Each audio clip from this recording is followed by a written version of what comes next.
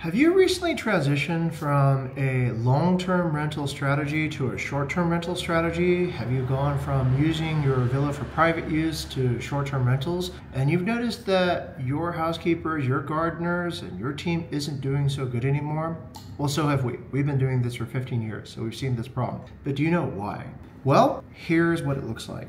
When you decide to transition from a long-term rental or private use to a short-term rental, you're increasing the load that your staff are going to be experiencing by a huge amount.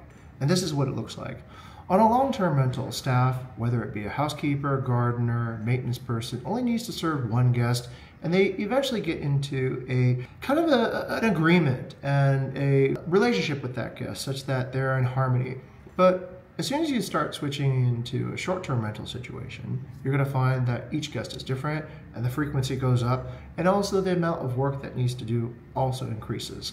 So the first thing to be aware of is you are operating in a different business model space when you go from private use and long-term to short-term rental. So you're going to have to set expectations correctly for your staff.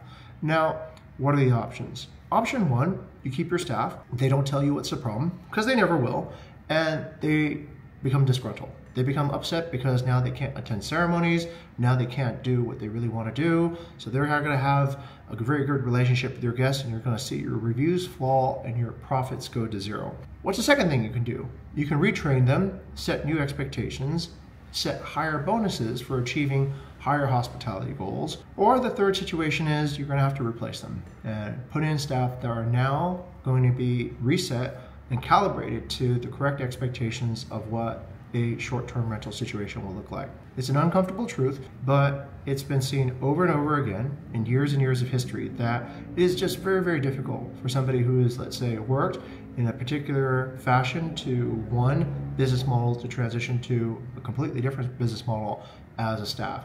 So to avoid any disappointment either in profit or these relationships that you built with your team, be prepared to set expectations correctly. If you do transition, let them know that there are career opportunities and bonuses to be earned, and don't wait until your profits fall and you have to fire your team to realize this uncomfortable truth. That's a real story. All right, this is the BBR, and keep on watching.